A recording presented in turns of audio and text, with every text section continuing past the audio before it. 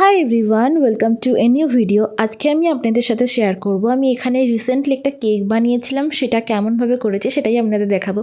প্রথম একদম সহজ পদ্ধতিতে করেছি এটা। প্রথমেই আমি নিয়ে নিয়েছি এর জন্য 2টো ডিম, তারপরে নিয়ে নিতে হবে এখানে পরিমাণ মতন ময়দা। তো আমি এখানে 1.5 কাপ মতন ময়দা দিয়েছিলাম। আপনারা চাইলে ময়দাটা চেলে নিতে পারেন, এতে মিক্সচারটা আরও ভালো হয়, কিন্তু আমি এরকমই দিয়ে দিয়েছিলাম যেহেতু আমাদের এখানে চালার জন্য কোনো জিনিস নেই। তো তারপরে এখানে আমি অ্যাড করেছিলাম চিনি। তো আমি আপনাদের বলে রাখি যে প্রথমে আপনারা ডিমের পর চিনিটা দেওয়ার চেষ্টা করবেন, কারণ ময়দাটা তারপরে দেবেন। কিন্তু আমার এখানে একটু গোলমাল হয়ে গেছিলো ব্যাপারটা, তো আমি তাই প্রথমে ময়দা দিয়ে ফেলেছিলাম। তো তারপরে এখানে অ্যাড করেছিলাম চিনি। এখানে চিনি এরকম ডাস্ট পাওয়া যায়, মানে আমাদের ইন্ডিয়াতে যেমন চিনি গোটা দানা দানা পাওয়া যায়, সেটা এখানে পাওয়া যায় না, এরকম ডাস্টই পাওয়া যায়। তাই এটাকে আর ব্লেন্ড করার প্রয়োজন হয়নি আমার, এটাই ডাইরেক্ট দিয়ে দিয়েছিলাম। তারপরে আমি এখানে অ্যাড করলাম 1 চামচ বেকিং পাউডার। তো তারপরে অ্যাড করতে হবে এখানে সামান্য পরিমাণে ফ্লেভারের জন্য ভ্যানিলা এসেন্স। আপনারা চাইলে অন্য ফ্লেভার দিয়েও করতে পারেন। তো আমি এখানে ভ্যানিলা এসেন্সই দিয়েছিলাম একটু ফ্লেভারে আনার জন্য। তারপর এটাকে ভালোভাবে মিক্স করে নিতে হবে। এই মিক্সচারটা যত বেশিক্ষণ ধরে আপনি মিক্স করে ফাটিয়ে মিক্স করতে পারবেন, তত বেশি কেকটা ফুলবে।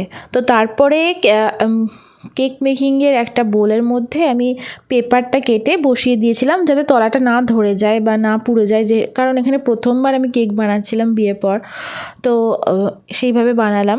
তো ব্যাটারটা তারপরে এই বোলের মধ্যে দিয়ে দেবো। এবার দেওয়ার পর ওই বোলটাকে একটু জোরে জোরে 2বার এইভাবে করে নেবেন, তাহলে আর ভেতরে যদি বাবলস থাকে কোনো, তাহলে সেটা থাকবে না, কেকটা ভালোভাবে ঠিক মতন হবে, স্পঞ্জি টাইপের।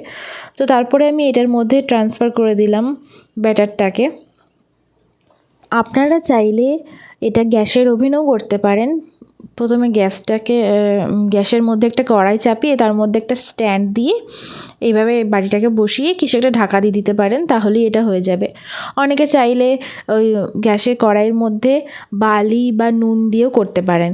তো সেই সব ঝামেলায় না গিয়ে, যেহেতু আমাদের এখানে ওভেন আছেই, তখন সেটাকেই কাজে লাগাই। তাই আমরা ওভেনটাকে প্রিহিটে বসিয়ে দিলাম 350 ডিগ্রিতে। আর তারপর কেকটা ভেতরে দিয়ে এটা 20 মিনিটের জন্য হতে দিলাম। দেখি 20 মিনিটে কেমন হয়, না হলে আবার টাইমটা বাড়ানো যাবে তখন। তো আমার কেক একদম পুরোপুরি রেডি হয়ে গেছে। দেখতে পাচ্ছেন এটা কতটা ফ্লাফি হয়েছে, কতটা ফুলেছে, একদম পুরো স্পঞ্জি টাইপের হয়েছে।